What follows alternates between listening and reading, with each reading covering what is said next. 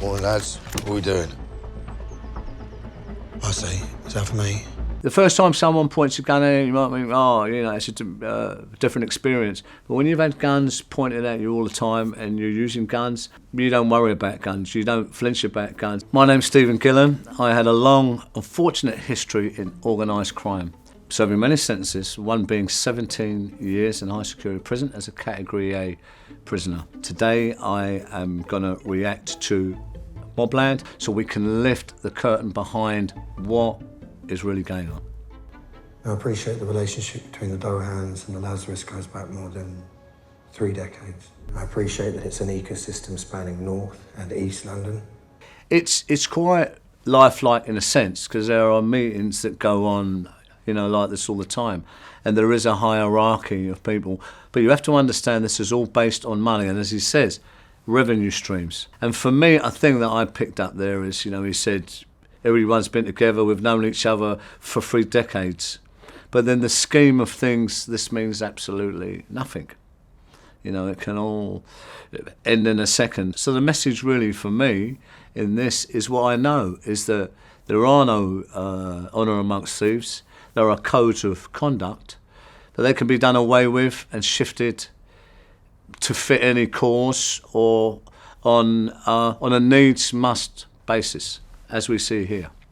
You plant the trees grow tall, then sooner or later, they begin to get mangled. It's pruning time. I love this analogy about the trees, planting the trees, and the trees grow tall. You know, what he's talking about there is about the money, is about the growth, is about the power of people, because that's what, you know, that's what happens. That's what people go into this life. But of course, they can never really enjoy that money or that status if they think there is a status involved in this. So this is a very dark life. You're always looking over your shoulder at who catches who first, you know, and there's no winners in it.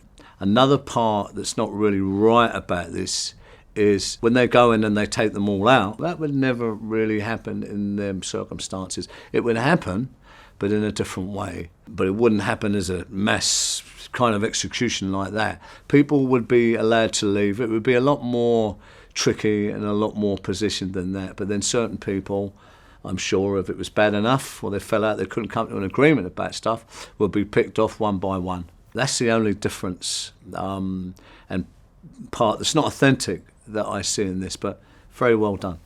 Once upon a time, there was this girl. Nice girl. Pretty girl. Glossy hair. Anyway, she went to this school. Nice school. Private school, proper school. I love this scene in it because there's so much going on here. Organised crime and the life of organised crime really is about science. It's what you're saying but not saying. What is unsaid is more powerful than, usually in my view, than what is said. But sometimes when you're trying to relay a message just like that, like a threat, it'd be veiled in a certain kind of a way. But the meaning and the consequences of what you're saying are very evident.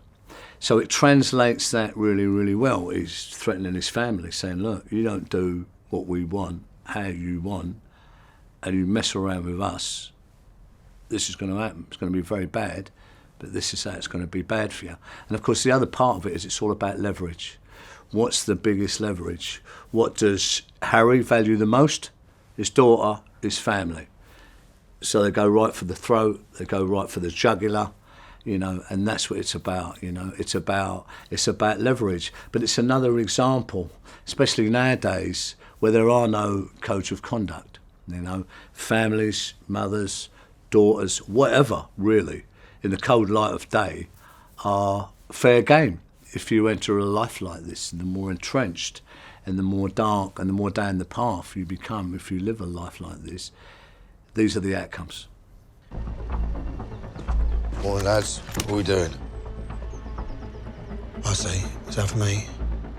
We shoot families now. Another great scene. MobLand is littered with them. There's so much going on because you've got the connotations of family, you know, the translation between defining normal family, as in normal family, kids, mother, spouse, all that, to an organised crime family, the loyalties, the obligations and all that come with that are really interested in this. I think he's done it very, very well. Harry's character here, obviously his family are threatened now. He knows that very quickly, so he's trying to get rid of them. In a normal instance, people don't really want to do that, not proper organised criminals. So they're all about the money and protecting what they've got. They're not stupid. They know that it's a quick way to lose everything, going to war or, you know, attention from the police and all that stuff. So they try and keep that, you know, as less as possible. But once something bad happens, or someone's been murdered, or there's a liberty has been taken or something like that, then usually there's not a lot of really good ways back from that. And when it starts, it really starts. Another thing as well that I picked up here with that, and it's quite a thing. Like the guys here with a gun, you know, balaclava. The first time someone points a gun at you, you might think, oh, you know, it's a different experience. But when you've had guns pointed at you all the time, and you're using guns, and guns are around you, and guns are part of the fabric of your life and how you're living, you don't worry about guns. You don't flinch about guns. It's you know, it's crazy. You even develop this black humour that just kind of gets you through this craziness. Like, you know, you're looking a bit peaky, mate, maybe you should take your cap off, right, or something like that. You say so. There's a lot of this goes on, right?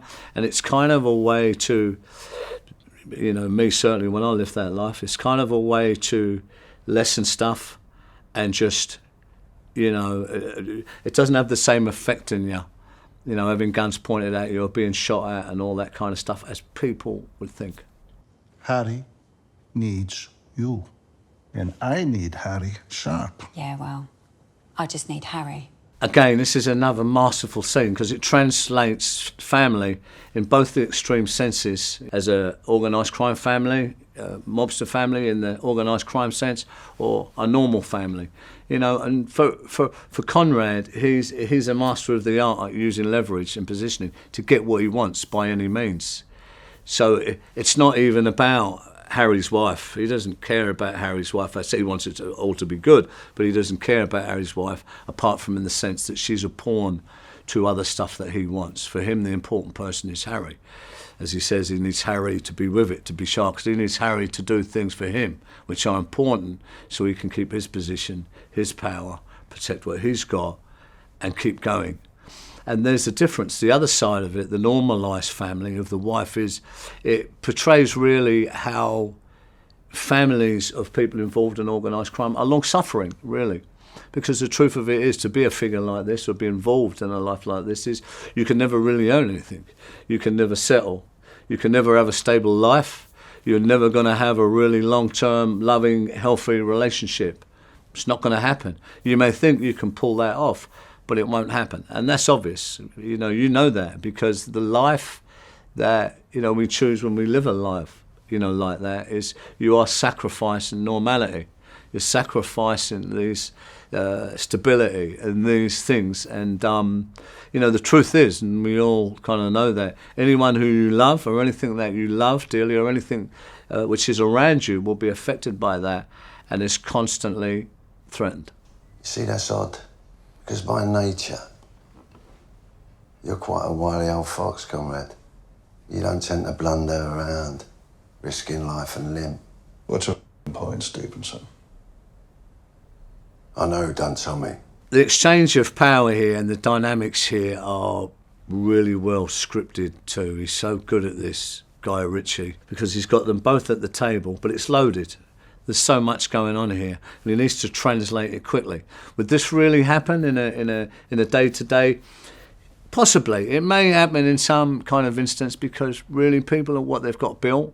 They're quite developed, you know, and sophisticated along the path. That's why they're there, and they don't want to lose what they've got.